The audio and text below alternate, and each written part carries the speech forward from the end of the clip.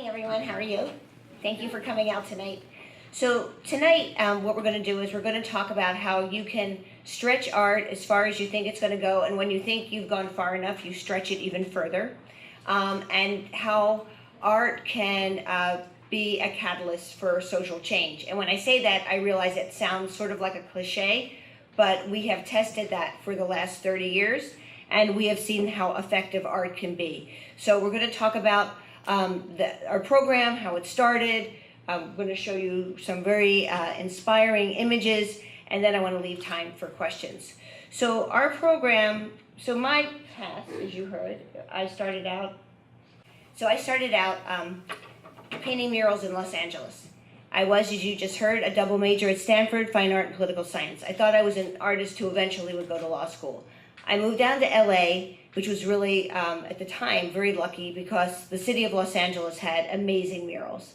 And I had the voices in my head of my painting professors who said, you know, don't go to law school, just paint, get a studio, you know, get a job that's really mundane, don't do anything that'll take away from your creative impulse. So I was like, okay, it seemed like strange advice, but I thought, all right, so I'll get a boring job, I'm gonna paint. So I did, I took their advice, I got a job, I hated the job, got a studio, I was painting, I was pretty miserable, I felt isolated, alone, and I would drive around LA and I'd see these beautiful murals. And I grew up with parents who talked a lot about the murals in this country during the WPA, the Mexican muralists. So when I saw murals, it really connected with my childhood images that I saw growing up. And I thought, oh, wow, I would love to do a mural someday because my paintings were really large. And so one day I was coming home from the boring job and I picked up the LA Times and it was like a front page story about the LA Mural Program. I'm like, oh my God, there's a mural program in LA. And it said, we give out 12 jobs a year to artists. I'm like, oh, that's so exciting. So I called them and I said, I'm so excited. I'm new in town. I'd love to paint a mural. They said, great. You can come back next year. You just missed the deadline. So I said, oh, that's too bad. What would I have to do if I wasn't past the deadline? And they said, well, you have to find a wall. You have to do a design that's based on a community issue and hire people from your neighborhood. But we want to just reiterate that you're past the deadline. So I said, okay, thanks. So I hung up and then I thought, well, it can't hurt to try, right? So I researched the neighborhood, found there had been a great pier at the end of the street. I decided to do a design based on this wonderful pier that the city had torn down, everyone was sad about. So I did this design. Then I think, okay, so what do you need next? You need a good wall. So I walk around my neighborhood in Santa Monica and I see this great wall at the corner, this busy intersection that people sort of drive by on their way to the beach. I'm like, wow, this is like the perfect wall. So I go around, I knock on the door, this guy answers. He's sort of strange looking. There's a paper mache cow outside that says, love animals, don't eat them. I'm a vegetarian at the time. I think, oh, this is a good sign. This guy's gonna love me. So he answers and I'm like, oh, hi, my name's Jane Golden. I'm new in town. I'd love to do a mural on your wall. He goes, okay. I said, do you want to see samples of my work? I said, I'm a graduate of Stanford University, as if this would have some, impress him in some way. He goes, whatever. So I said, that didn't work. So I said, well, and I think what he's saying, yeah, I said, are you sure you're going to let me, a stranger? He said, just stop. He said, yes. I said, okay. He goes, you don't have to keep repeating it. I'm going to let you, whatever your name is, do a mural on my wall. Fine. So I'm like, okay, great. So I said, well, in my pocket, I happen to have a little form. Would you sign my form? He goes, okay. He goes, I, Ronnie Bruce, give Jane Golden permission to do a mural on my wall. I'm like, this is crazy. I can't believe it. So I go back home. I'm like, oh. So then I walk around my neighborhood and I see all these people are sort of sitting on their steps, sitting outside on their porch. I'm like, wow, a lot of people in LA aren't working, but they're all in between acting and directing jobs, right? So I go up to them, I'm like, hi, I'm new in town, would you paint a mural with me? People are like, sure, that's awesome, definitely. So I said, okay, would you sign my little sheet? Sure. I can't believe it, I'm having such great luck. So I get everything together and I call the city back and I say, this poor woman is answering the phone, getting all my calls, and I said, hello, this is Jane Golden again, and I said, I'm just wondering, I did everything you said, would you reconsider an application from me? And they said, no, we won't. Not under any circumstances. You're past the deadline. You were past the deadline 3 weeks ago, and you still are. So I said, okay, fine.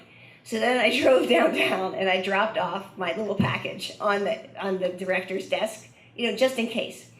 Then I called them every day for 3 months. And my husband's like, did you really call every day for 3 months? But I am really, really tenacious. And my colleague over here, Melinda Garessio, can attest to that. I'm relentless, right? And my relentless skills were honed back then. So after about 3 months, I get a phone call and I hear someone say, is Jane Golden there? I'm like, this is she. And they said, I'm not lying. They said, we hope we never hear from you again. I'm like, who's this? They said, this is the LA Mural Program. I'm like, yikes, I've made them really mad. I'll never work in LA. They said, you have the grant. I was like, I have the grant. And I was like so excited. I was so excited I didn't notice that the grant actually was $300 to do a wall that was 20 feet high and 100 feet long. So I'm like, oh, and I think because they were so annoyed at me, they gave me leftover paint and a rickety scaffolding, but whatever. It was like I went out there and painted this mural with my colleagues. And I have to say, it was really a thrill. And I tell you this story because it was so exciting to be doing a mural and not thinking about a mural. Because I'd always thought murals are great because they make art accessible to everyone. I believe that. I believed it then, I believe it now, and I think it's wonderful. But standing there and talking to strangers about the neighborhood, about politics, about community concerns, again and again, it was like breathtaking almost. And I was like, wow, like art really matters. And so after I finished that mural, like I was like, oh, this is like so exciting. I don't think I'm going to go to law school. So then like people are like, you should dedicate this mural. Oh, I have a funny story. In between, while I was painting this mural, the mural was in the LA Times, and I was very excited. And the day after the LA Times story happened, this man drives up to the wall, and he's in a suit and tie, and he drives up in a very fancy car. He looks very official. He gets out of the car, and he looks at me, and he goes, are you Jane Golden? And I'm like, yes, I am. He said, huh. And he said, my name is Herb Bolger. So I just look at him, and I go, okay. He goes, that's not familiar to you, is it? And I'm thinking, oh my God, like what is going wrong? And then I said, what? He goes, I own this building. So I looked up the street towards where the guy who signed my form, and he goes, he's the tenant. So I'm like, all this time. He's like, no wonder he was so good-natured about that, right? So anyways, so then what do I say? I said, do you like the mural? He goes, I love it. I'm like, oh my God, thank you. So anyway, when it was over, we decided to dedicate it. And lucky for us, Jane Fonda lived down the street. So I went down there and knocked on the door. And oddly enough, Jane Fonda answered. I was totally covered with paint. I said, hello, my name is Jane Golden. She goes, I know who you are. I've seen you, and there are other women on the mural crew. I've seen you and young women moving scaffolding and lifting paint. I love it. She goes, what can I do to help you? I said, well, you could cut the ribbon at our mural dedication. She said, is there anything else I can do? And now I joke with my colleagues, especially those in development, because I would ask her for a donation. Then I said, you could bring friends. I can't believe I said that to Jane Fonda. But she was like, I'll bring friends. I'm like, great. So we had a mural dedication. It was fantastic. Like 1,000 people showed up.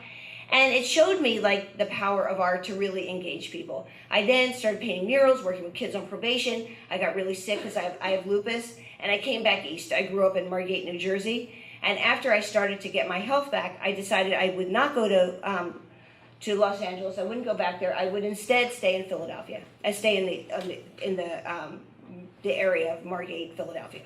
So I thought, okay, so I want to work in Philly. What's going on in Philadelphia? So I was reading the paper. I was talking to people, and I read that Wilson Goode, the first African-American mayor in the city of Philadelphia, had made a campaign promise that he was going to reduce graffiti. Philadelphia was a really interesting city at the time. Because of the election of Wilson Goode, was a city with great optimism, but it was a city with huge graffiti problem. There was graffiti everywhere. Property owners would paint it out one day, it would reappear the next.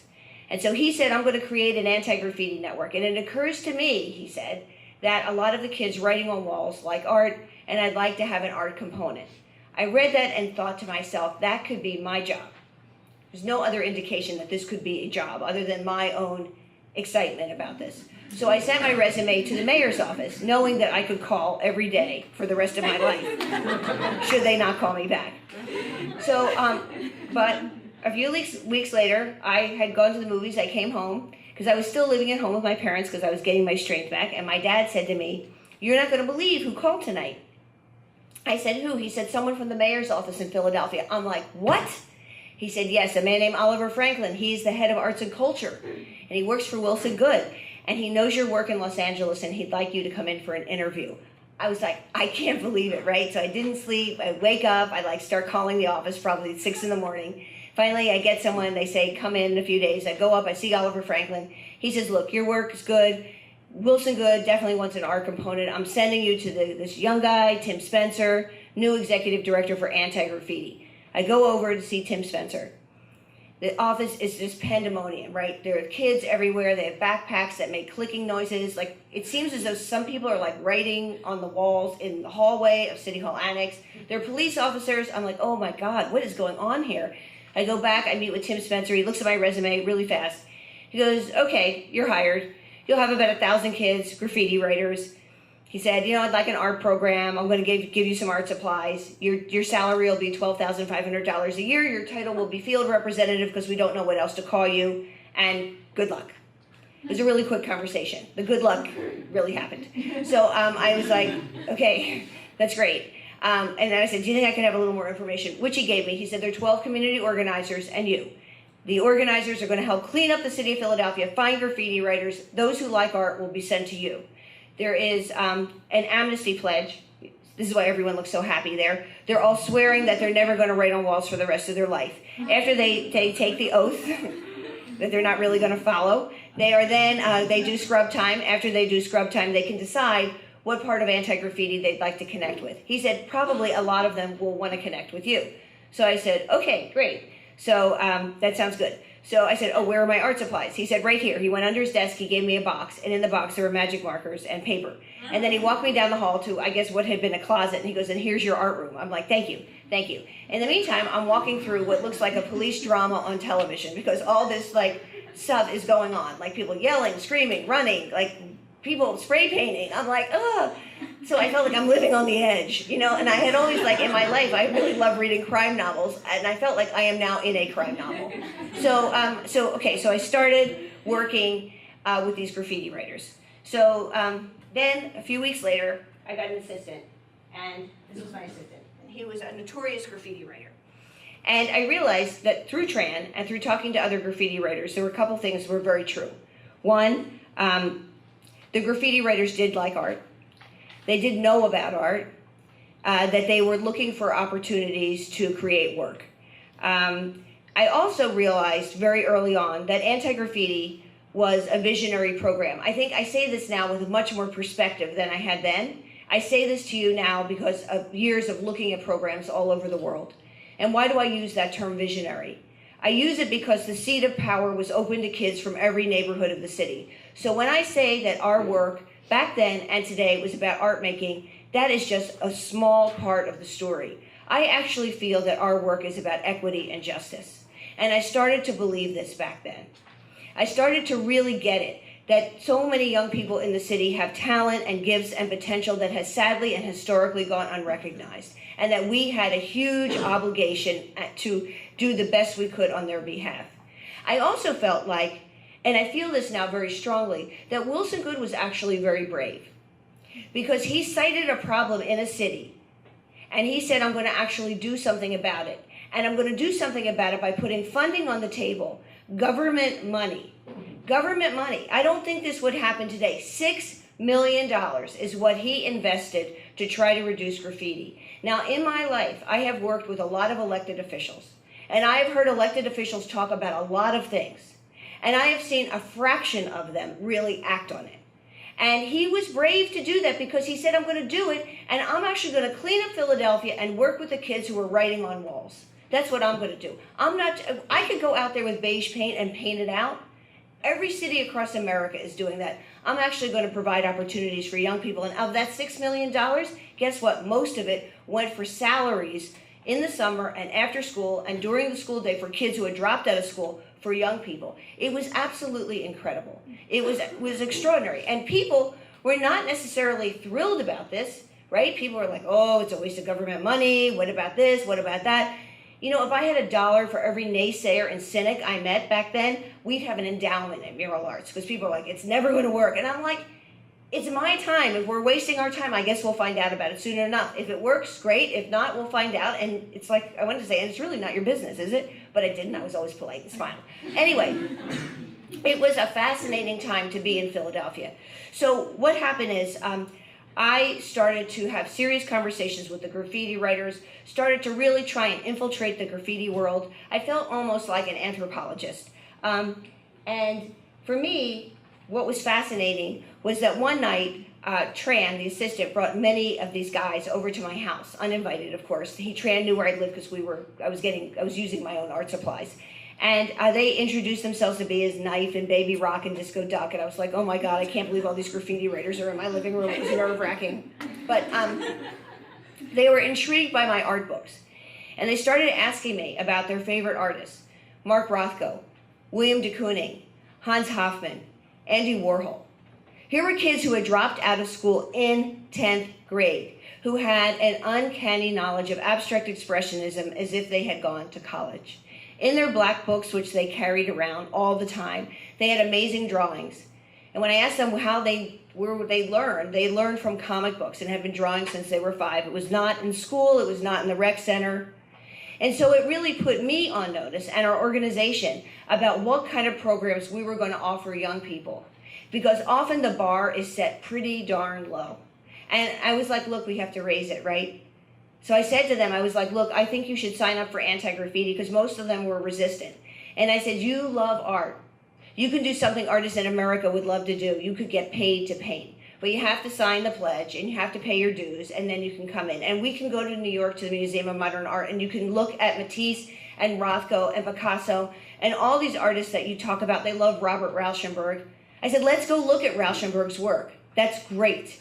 Let's go to the Philadelphia Museum of Art. Let's work with Philly artists. We could do really great things, and I'd love to do murals in this city, and you can work with me.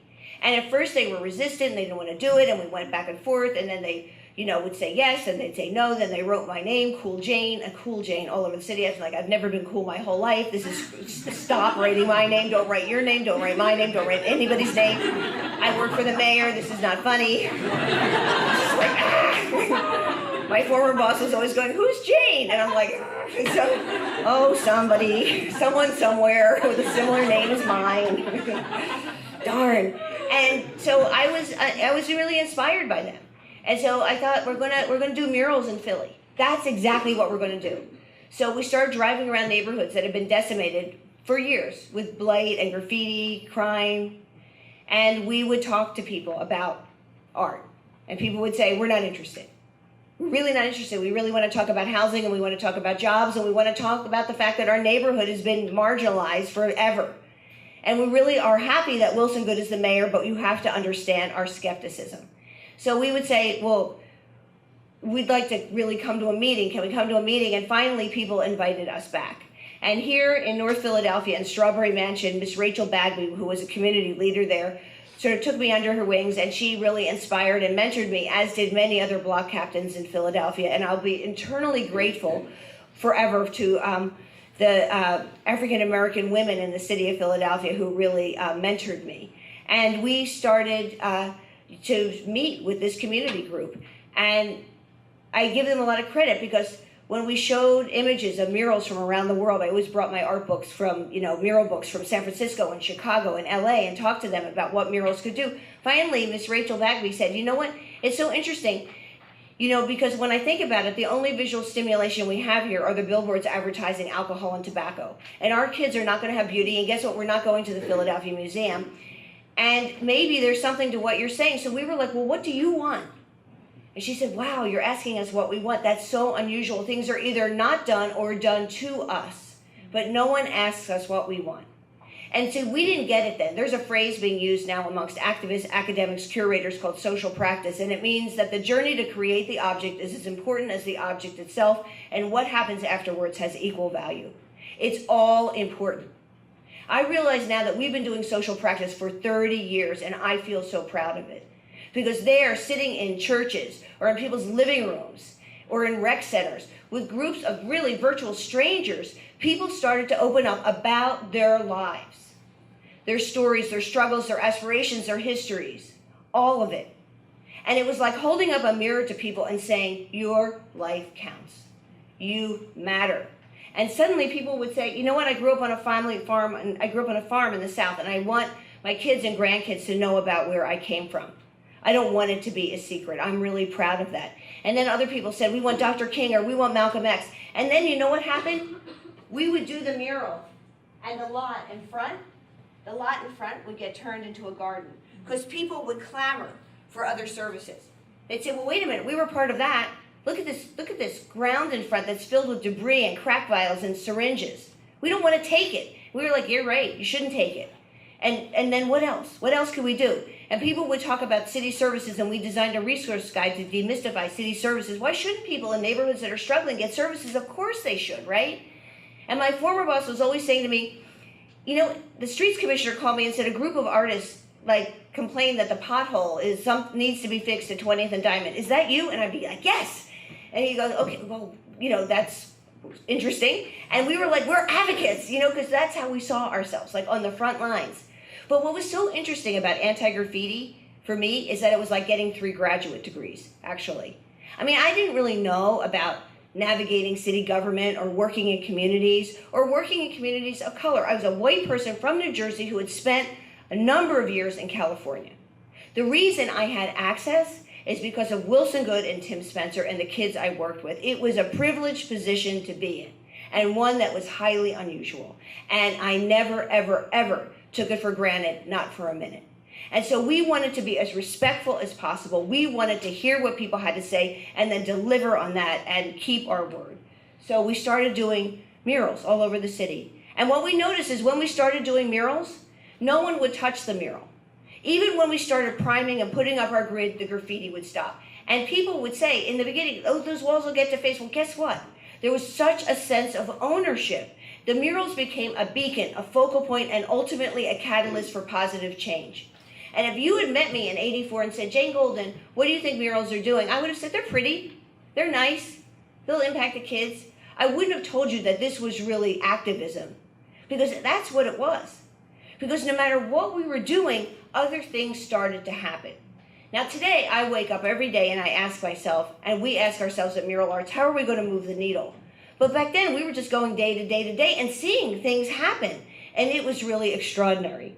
And this one I love, we started to put text on walls. I am large, I contain multitudes by Walt Whitman.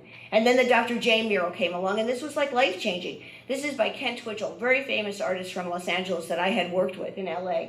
And he at the time, this is 1989, he was getting $50,000 a mural. And we had a $2,000 grant to do a portrait mural. So I called him up and I said, well, Kent, we have $2,000. Would you come to Philly? He goes, I'll only come to Philly if I could do Dr. J in a suit. Now, I don't know if you know, Dr. J is a very famous basketball player. And I said, a suit, why? He goes, I want kids to think beyond sports. But what I love about this, there are 3 things I love about this. One, the figure is on parachute cloth, embedded on the wall with acrylic gel. The shadow and background are painted directly on the wall. So it was the first time we started using cloth and a method of digitizing the image. So it was really a paint by numbers. And the kid sat in his room at International House and we painted nonstop. It was a great learning experience. The second thing is, this wall was totally defaced and the lot was full of trash. And I love the fact that this has never been defaced. I mean, never, ever, ever. And this lot looks good to this day. So the work withstands the test of time. It was completely transformative. And I love the fact that this mural is beloved by people all over the world.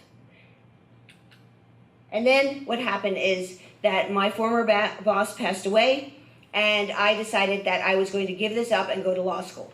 So I applied to law school, I got in, and thankfully my brother is a lawyer. And he said, I don't think you want to go to law school. And I'm like, what do you mean? I got into law school. This is so exciting. He said, yeah, but I don't think, I said, what do you think I want to do? He said, I think you'd like to run an art program for the city. I said, well, there isn't one. He said, well, start one. I said, oh, that's an idea. So I went to see Ed Rendell. And I said to Ed Rendell, I really love working for the city, and I would love to run an art program for the city. And he said, that's interesting. He goes, well, far be it for me to talk someone out of going to law school, but I don't think you should go to law school either. He said, and maybe you could stay with the city. Where would you want to be? So I said, well, I'd actually like to be with Mike DeMiridinis at the Department of Recreation. He goes, oh, well, you've thought about this. And I said, well, I think he's an activist, he's progressive, he's a visionary guy, very energetic. And he said, okay, I'll talk to Mike and get back to you. A week later, Mike was on board. He said, we're going to transfer the little art group to the Department of Recreation, come up with a name for yourselves. We said the Mural Arts Program. He goes, Jane Golden, you're in charge. So we weren't in charge of much, because when they divided up anti-graffiti, the budget got divided up, right? So it's like we had like a little budget. So I went over to Recreation, and I saw that Mike DeBerardinis was raising private money to open up swimming pools. I said to him, can we do that? He said yes. Mike gave me two things. He gave me support and great autonomy. The other thing is we realized that we are now a pro-art program. We're not anti-anything. And so we opened our doors to all kids. We started working with emerging and established artists. And I'll tell you something, we started going 100 miles an hour, and in essence, we never looked back. And so I want to show you some of the first murals that we did, one right after another. Jackie Robinson sliding into home. The Peace Wall and Grace Ferry, where all communication between African Americans and whites had shut down. And people said it was not possible to do a peace wall. We would be hurt. The wall would be vandalized. That was it. It was never going to work out. And guess what? The dedication was one of the most integrated events down there ever. And then this project came along. I don't know if you're familiar with this in Philadelphia, but it is a beacon and a landmark. And it showed people that murals are the same quality as art you find in galleries and museums. It absolutely leveled the playing field. And I love the way Meg used the architecture, and I also think this mural gives kids the dignity and respect they truly deserve. And here is what we believe our mission statement, and we believe that art ignites change. And now I'm going to take you on a little tour of work around the city. So I do believe every community deserves to have art. Everyone deserves to have beauty in their lives. And I love the fact that the murals are in essence the autobiography of the city of Philadelphia. They absolutely tell our stories. Around this time, we started to think beyond the wall. It wasn't enough to confine our work to a mural. So we started to reclaim spaces in a very major way, partnering with community development corporations and doing much more major work. So this area was in horrible shape, and look at it now. Now it's a sitting area. Another example of reclaiming the space, working with different landscape organizations, and doing a total transformation. And here, a project like this that sits in a pocket park, taking into account the context. Here we have another one that's quite beautiful.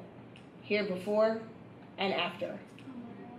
Here we have the rowing mural that we just did last year along the river. This is recent. This is Shepard Ferry, who did the Hope poster for Obama, a very well-known artist, just created this. This is a project that we did that's a tribute to Dr. Shaun White. We did this with Tariq Trotter, who's with the Roots. Tariq is on our board. And Shaun was one of his mentors who passed away much too young and was a public health advocate and taught health in barbershops. So we did our visioning workshops at barbershops and churches for this project. And then we have a tribute to pets, because pets are part of our community. And here we have one, we're doing a series about the industrial history of Philadelphia. So I'm going to take you through this. Part of this is with charcoal. Oh, I don't have the, oh, that's too bad. I had a little time lapse in there. And then art education. So in art education, we believe that young people should have access to great programs. We also think that sequential learning is the key, and that kids should have programs that are sustained over time. I think the work we did with the Anti-Graffiti Network was fantastic, and kids changed because they stayed with us for years. I think 4-week programs are great. I don't think they're life-changing. Not for young people who have fallen through the cracks. So the way we have set up our programs is like this. There's the foundation program for middle school kids. For teenagers, you have emerging muralists. Once you get to be a junior in high school, you enter into internship, apprenticeship, or an entrepreneurial program. We then have this person on staff who helps kids think about their next step in life. 100% of kids in our advanced program are graduating from high school. 85% are moving on to higher ed. If you know the Philly stats, they're dismal. And so that's a really big deal. We serve about 1,500 kids in our program annually. So here are some of the high-impact projects that we do. They're like high-impact residencies. So we turn a fleet of recycling trucks into something beautiful. And the kids learn about single-stream recycling. They look at Philadelphia at the turn of the century when we had factories that made beautiful fabric, and they drew on those fabrics. They learned Photoshop. It was an incredible learning experience for them. We also did food truck projects, and we do this to this day, and this truck actually won a prize at the Vendy Awards. We're very proud of it. And then we wrapped these big belly solar trash cans that have a history of just getting graffitied all the time, and yet our kids created this series of litter-eating animals, and it's all of they've wrapped they've done these wraps all over the city, and they're hugely successful. And then we work with different visiting artists because we always want to bring in outside artists for our kids as well. So this is an artist collective called Miss Rockaway Armada. They're amazing young artists who are on the rise across the country. And I love that the title of this, How to Turn Anything into Something Else. It's all about transformation and potential. And we always see with our kids the glass half full. We see talent and potential everywhere. And then we do big projects like this, Pieces of Haiku Song, with the wonderful poet Sonia Sanchez, who is so gifted and extraordinary. And Sonia feels that part of her legacy is around peacemaking. And so we joined with Sonia to create this project and do these programs where she taught haiku to a lot of our kids. We did haiku workshops around the city. We did mini murals, we did the big mural, and we did a beautiful book. And then this is a very recent mural we did with a very extraordinarily talented photographer, Chip Thomas, and we worked with Ursula Rucker, the poet. And then this is all the way live from the 215. This is Chris Dane, very famous street artist from Brooklyn, and we also did a graphic novel with him. And this is brand new. Over the last 2 years, we have started a program where we work during the school day. We have two models of integrated arts learning. One is this one where we work with all the 10th grade teachers and we together collectively design a curriculum with art at the center, but history, geography, biology, all the academics come together. And here it was decided the theme was mapping. So mapping was introduced into every class, and then the art teacher worked with the math teacher, the science teacher, the English teacher to create this great curriculum. The kids spent a year learning about mapping, doing their academics, learning art making, and then this is actually made up of about 1,000 photographs. The kids map the journey from all over the city to the school in Center City and the journey of their lives in Center City. And then sometimes we take on really difficult issues. This is about the impact of homelessness on kids in our city. We painted an entire neighborhood. We took over an empty house and created art in the house. We partnered with the public radio station so you can hear the voices of the kids talking about homelessness when you walked in the house. We had a resource room on the 3rd floor to get people thinking about the issue. And then we did a series of murals. Here's before, here's after. This is a tribute to the roots. And our kids studied the roots. There's actually a curriculum, Roots 101. And we also wrap schools. And this is called the micro to the macro. And this is another model of working during the school day where we work with math and science teachers, and we are the art teacher. And they studied the universe, and it was a brilliant curriculum and a wonderful mural. Just totally transformative. Schools in Philly look like prisons, and we say change it. Behavioral health. In Philadelphia, we have a mental health commissioner who is a visionary. He comes from Yale. He says there's a black box way of doing business, and we keep sending bureaucrats into neighborhoods who knock on doors and say, I'm here, I'm from the city, I'm here to help you, and people go, forget it. I've received no services, I've received bad services. So Arthur Evans set out on this journey 8 years ago to transform this huge, huge system, $600 million system. And he thinks out of the box, and one of the ways he does it is through art. We've been partnering with him for years to use art to overcome the stigma of mental health issues, addiction, and homelessness, and to heal individuals. Here's some projects that we've done. Here's before. Here's after. This is a methadone clinic. When we first went to this clinic, everyone was depressed. No one wanted to talk. And we noticed that the basement was just lying there barren. And we took it over and we turned it into an artist studio. We started having classes before group therapy. The therapist said to us, you know what, people seem more serious about recovery. We then tested it. We did it again and again and again. We then got a little grant to work with the Yale School of Medicine, this group of evaluators. They came back to us. They said, the data looks good. You should keep going. We then applied to the Robert Wood Johnson Foundation and got a major grant to create what is now called the Porch Light Program, where we embed ourselves in provider agencies around the city in neighborhoods that are struggling and work with people very intensively. Over the last 4 years, the Yale School of Medicine has been evaluating us, and that data comes out in April, and it's good. It's positive. It talks about individual and community healing, and it started with this project. 1,000 people in recovery worked on this. When I would make site visits, people would follow me to my car and say, I no longer feel like an addict. I feel like an artist. This was done with women who are homeless and their children. Here we have, this program is in South Philadelphia. It's called Southeast by Southeast. We're working with communities from Burma, Bhutan, and Nepal. Not only are we doing murals, but we're also doing something called, we have a hub-based practice where we take over empty storefronts and we turn them into these thriving centers. Now we offer everything from cooking, sewing, dance, ESL, social services, to printmaking and mural making down there. Here we have Rise and Shine, created again by 1,000 people in recovery. It's a beacon 10 stories tall. Beautiful.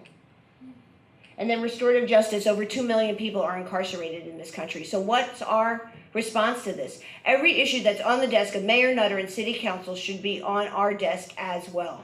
So we have developed over the last 10 years a restorative justice program where we work with people in prison, where we work with young people in the juvenile justice system, and where we work with people coming out of prison, like this one.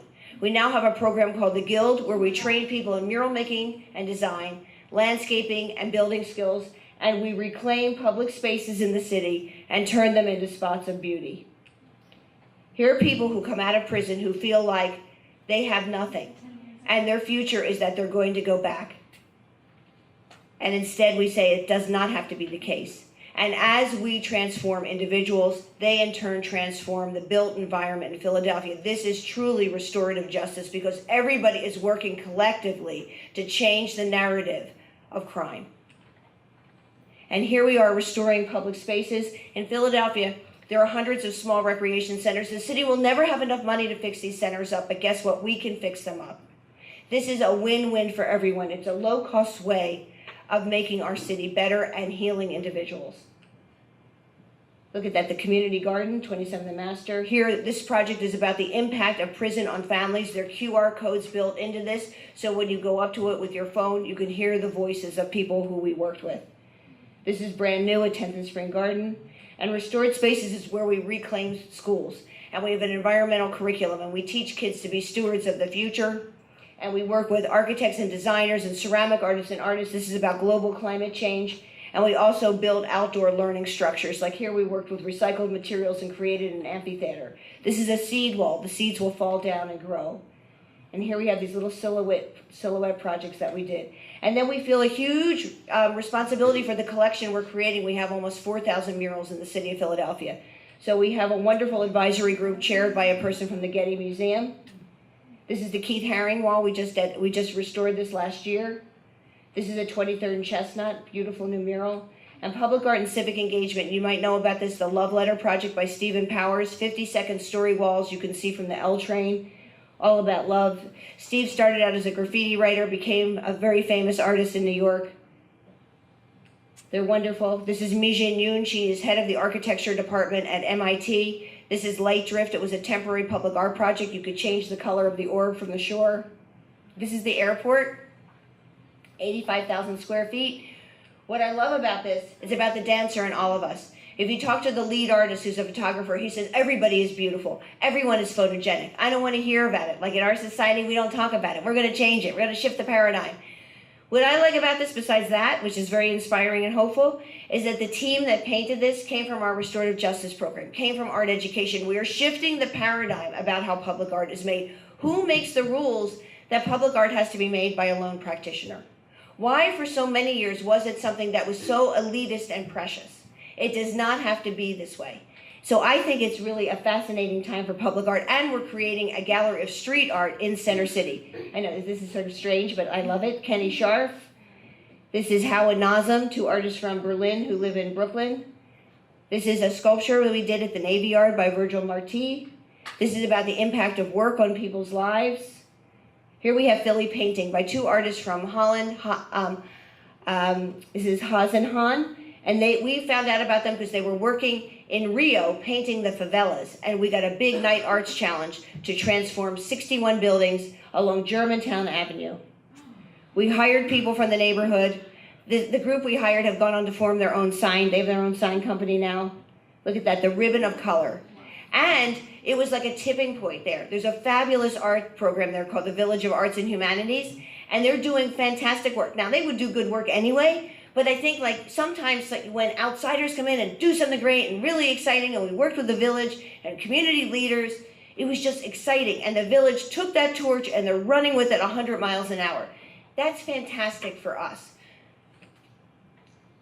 Look at that, very, very beautiful. Another shot. And then last year we worked with a Berlin-based artist, Katharina Grossa. It was a major Pew grant, and Katharina did 7 miles of color along the Amtrak corridor. If you took the train, there was also an audio component. Track 1, the artist talked about her work as if she was in a museum. Track 2, there was a discussion about industrial corridors and the future of them in this country. Track 3, we commissioned a composer who created an original composition. Bold and beautiful, right? Very, very different. And upcoming projects. Neighborhood Time Exchange is not upcoming, it's here. It's at 41st and Lancaster. We have a very interesting artist residency with local, nationally, and internationally known artists. In exchange for space and time to do their work, artists are charged with doing something with a social purpose in the Promise Zone area. We're working with videographers, photographers, writers, craftspeople, quilters, you name it. It is an incredible collection of artists. We're going to have 3 groups of artists over the next year. It's a wonderful project. Open source. I hope you can come out to participate. It's all of October. It's a major exhibition we're doing that talks about graffiti, street art, muralism, and public art. The 14 artists we have, many of them are internationally known. The fact that they're coming to Philadelphia is incredible. We're going to have a lecture series, artist Q&As, talks with the curator, family days, art making days. It's a fascinating group of artists, and really we have never ever done anything this ambitious. So that's just a few things here of Mural Arts by the Numbers. And in the end, what's our program about? It's about impacting individuals, community, and by extension, there's a huge impact on the civic life of the city of Philadelphia as we've turned Philadelphia into an outdoor museum. There's a saying that I love, and that saying is, hope is believing in spite of the evidence and watching the evidence change. Watching the evidence change. That is truly the privilege and honor of doing this work for 30 years, is that we have gotten to see the profound impact that art has on people's lives. Thank you.